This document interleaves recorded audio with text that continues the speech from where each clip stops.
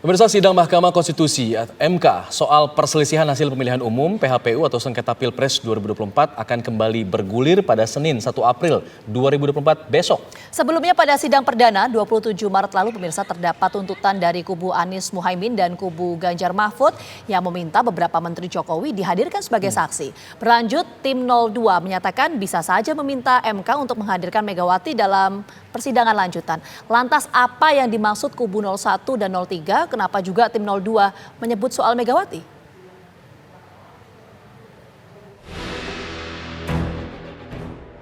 Tim kuasa hukum Anies Muhaimin, Amin, Ari Yusuf Amir meminta Mahkamah Konstitusi MK pada sidang perdana perselisihan hasil pemilihan umum PHPU atau sengketa Pilpres 2024 menghadirkan 4 Menteri Joko Widodo sebagai saksi dalam persidangan selanjutnya.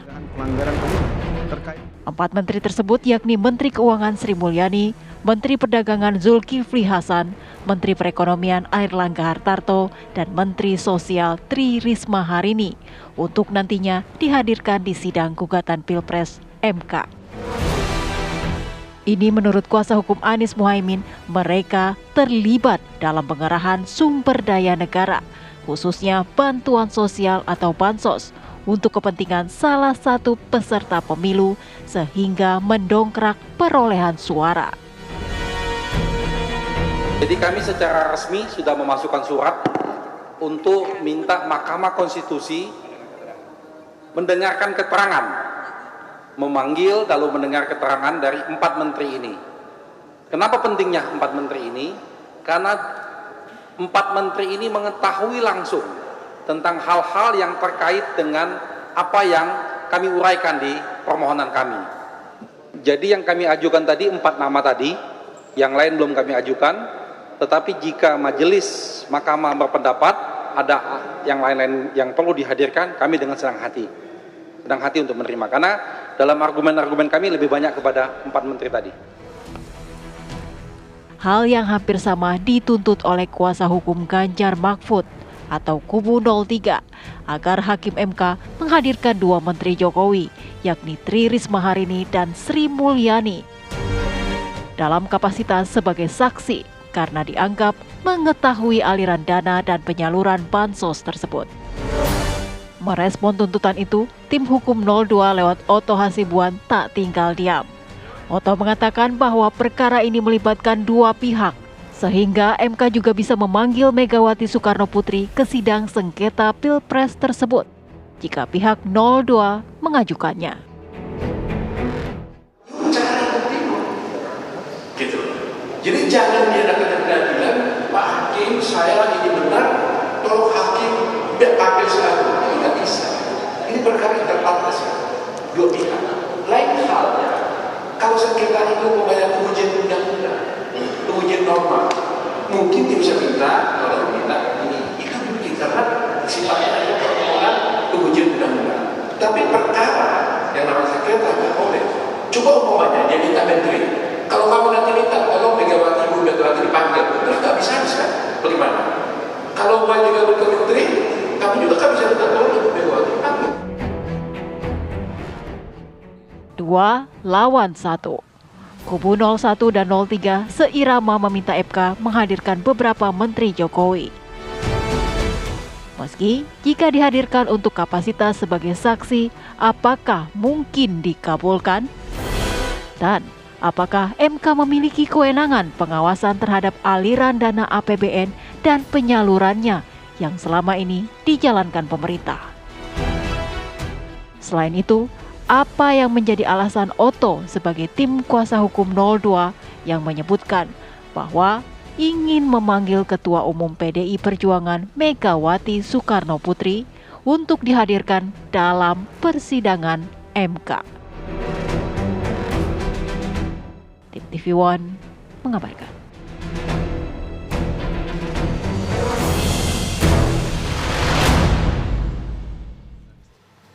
Pemirsa, tim hukum 01 meminta agar 4 menteri yaitu Sri Mulyani, Zulkifli Hasan, Erlangga Hartarto, dan Tri Risma hari ini dihadirkan di sidang gugatan Pilpres MK. Alasannya mereka terlibat dalam pengerahan sumber daya negara khususnya bantuan sosial untuk mendongkrak perolehan suara Prabowo Gibran. Ya, hal yang senada dituntut oleh kubu 03 agar sidang MK juga menghadirkan 2 menteri Jokowi. Nah, merespon tuntutan itu, tim hukum 02 Otto Hasibuan mengancam akan memanggil Megawati Soekarnoputri ke sidang sengketa Pilpres di MK. Apakah MK memang memiliki kewenangan pengawasan terhadap pengelolaan APBN yang dijalankan pemerintah? Selain itu, apa pula alasan tim 02 yang ingin memanggil Ketua Umum PDI Perjuangan Megawati Soekarnoputri? Nah, untuk membahasnya telah bergabung bersama kami tim hukum 03 ada Pak Magdir Ismail dan juga Wakil Ketua Umum Gerindra ada Bang Habibur Rahman. Selamat sore Bang Habib. Selamat sore Pak Magdir. Sore. Pak Magdir bisa di-unmute Pak Magdir supaya kita bisa mendengar suaranya.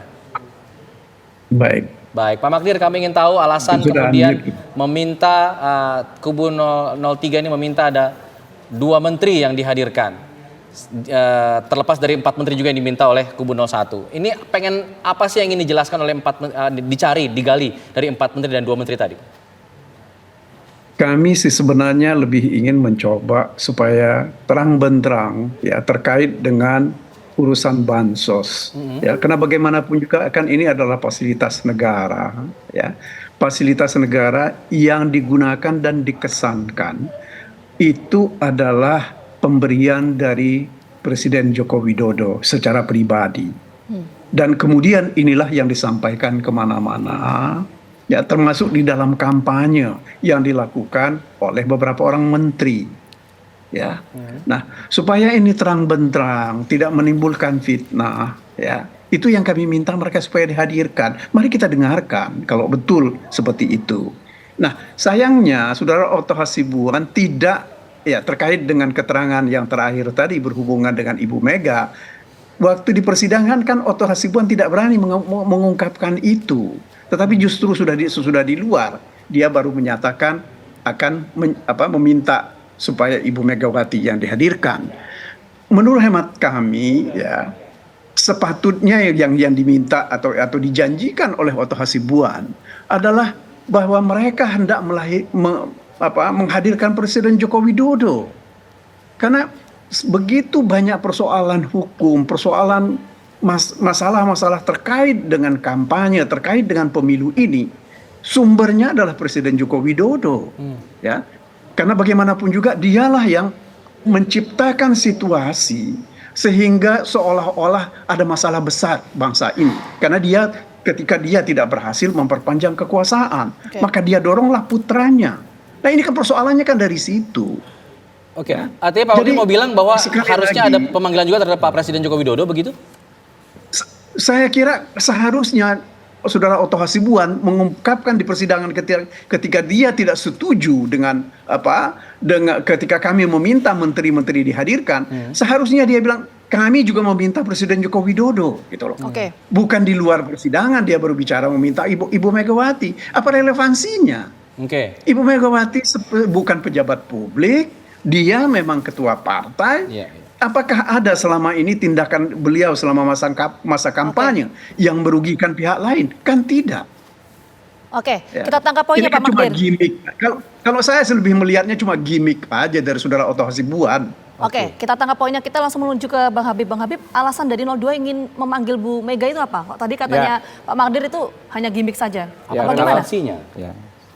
Saya mau nanya? Ya, silakan. Jawab. Langsung Bang Habib. Ya, kalau saya melihat justru Pak Otto ini kan sedang balas gimmick dengan gimmick.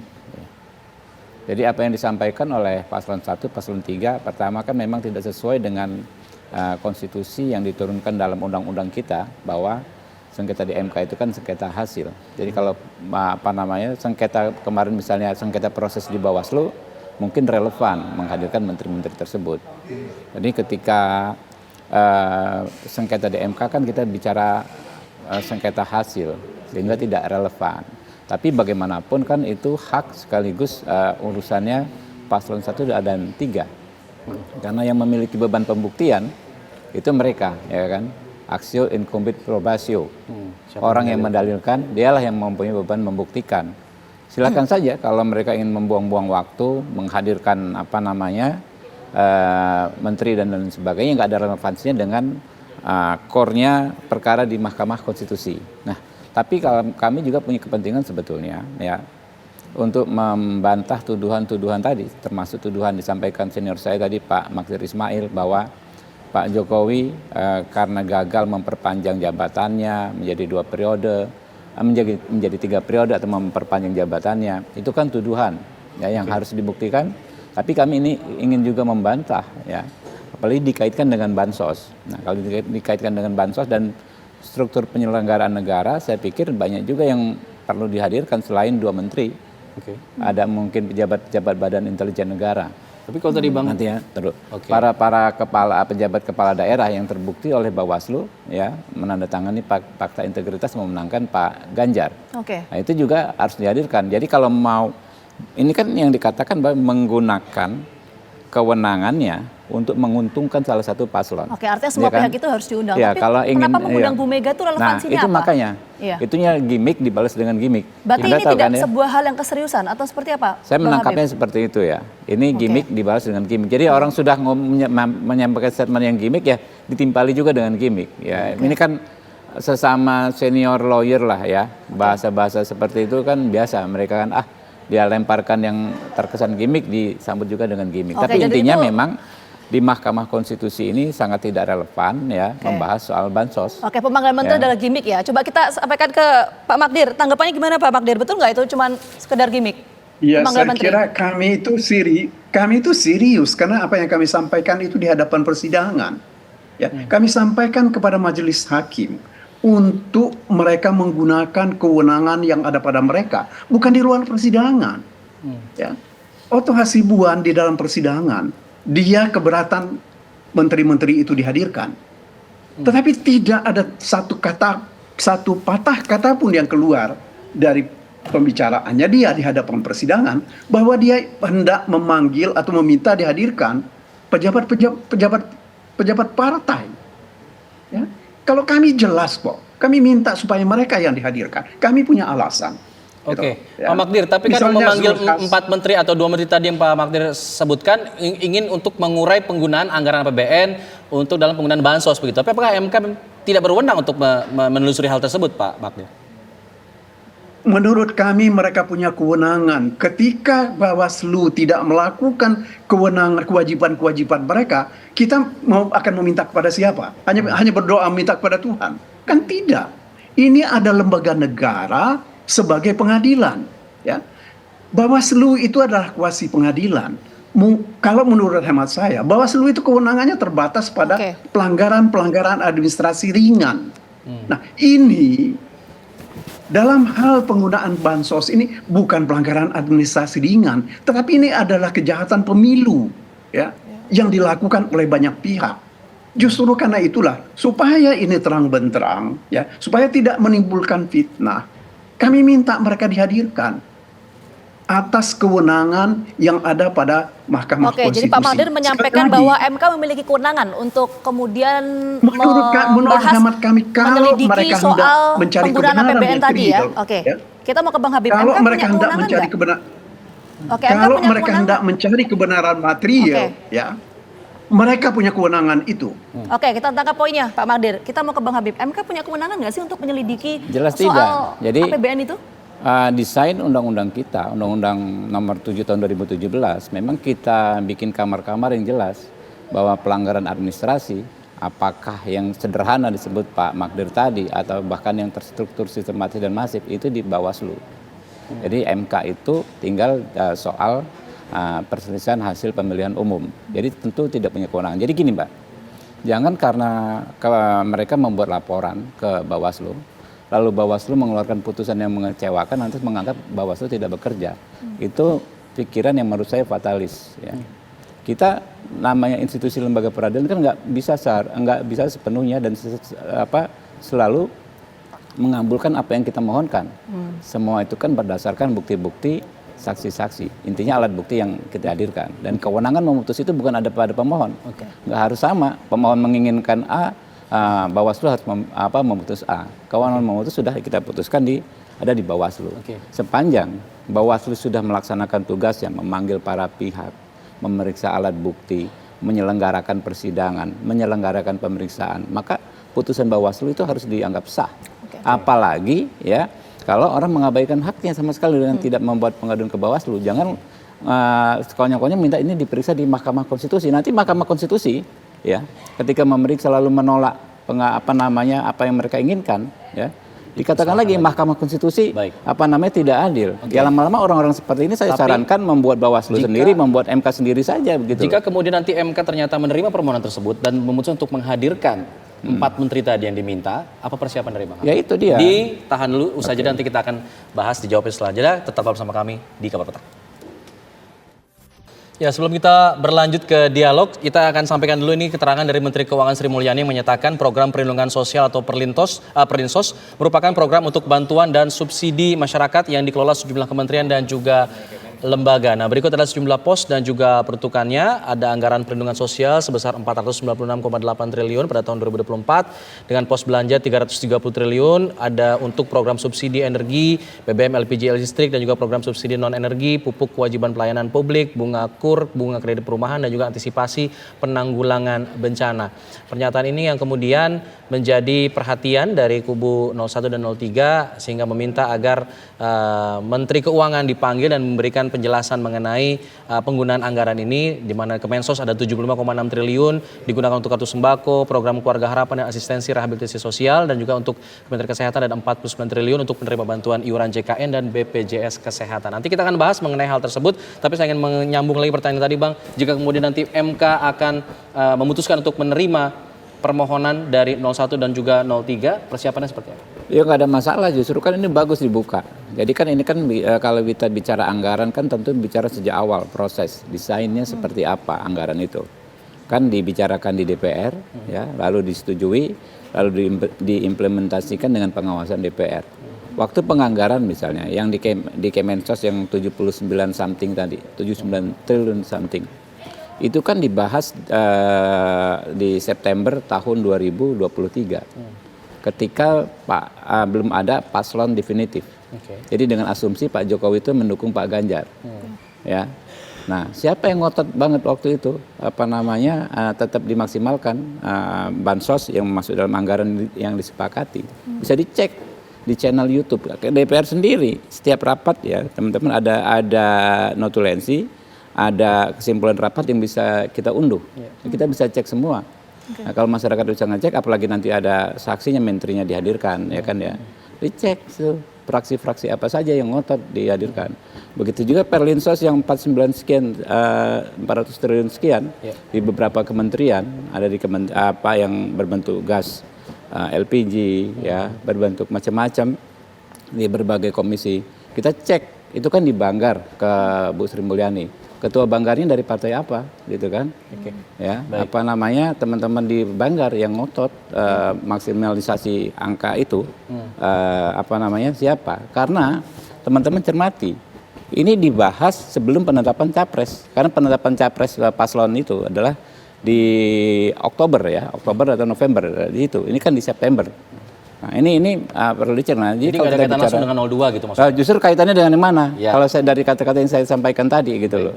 Jadi kalau bicara soal Mahkamah Konstitusi, hukum pembuktian ya kan, soal tuduhan kecurangan adalah kita bicara fakta-fakta, bukan hanya bicara fakta-fakta, di mana siapa pelakunya, tetapi relevansinya ke siapa. Dan signifikansinya bagaimana? Relevansinya ke siapa, Pak Magdir? Ini yang mengesahkan anggaran ini juga fraksi-fraksi yang mendukung paslon Anda juga begitu, klien Anda. Bagaimana Anda menjawab? Tapi dalam melihat soal ini tidak boleh hanya melihat seperti yang dikatakan oleh Habib. Tapi coba tolong dilihat ada Perpres nomor 125 tahun 2022. Ya, ini Perpres ini salah satu di antaranya yang diatur di situ adalah bahwa Badan Pangan juga ikut. Bisa diulang tadi Perpresnya, Pak Magdir? Biar Pak Habib dengar. Perpres nomor 125 tahun 2022. Oke. Ya. Ini Badan Pangan ya. Itu bukan hanya sekedar menyiapkan pangan, tetapi juga ikut cawe-cawe di dalam melakukan pembagian. Nah, sementara ini ya, pembagian beras dan lain-lain ya. Sementara kan selama ini yang sudah ditetapkan sebagai pihak yang mendapatkan kewenangan untuk memberikan segala bantuan dalam bentuk apapun adalah Kementerian Sosial. Nah, bagian dari pangan ini tadilah bantuan dari Badan Pangan inilah yang begitu banyak digunakan oleh Presiden Joko Widodo. Ya. Nah, kami melihat itu, gitu loh. Apalagi ini digunakan ya ketika masa kampanye. Apa pentingnya sih misalnya Presiden Joko Widodo minum air kelapa muda bersama Pak Prabowo di Magelang? Meskipun dikatakan itu bukan urusan kampanye, ya, tetapi kan itu pada masa kampanye. Dan jelas kok misalnya bagaimana Zulkifli Hasan bicara di salah satu daerah Jawa Tengah, bagaimana juga Erlangga bicara tentang penggunaan bansos, bahwa ini seolah-olah personifikasi dari bansos ini adalah Presiden Joko Widodo, dan Presiden Joko Widodo proksinya dia adalah Gibran. Ya. Persoalan kita kan di situ. Kalau seandainya, saya kira ya, kalau seandainya bukan Gibran yang menjadi calon wakil presidennya Pak Prabowo, mungkin tidak akan seheboh ini. Oke, Pak Magdir. Mungkin tidak akan ada persoalan seperti ini. Pak Magdir, mohon maaf saya potong sebentar.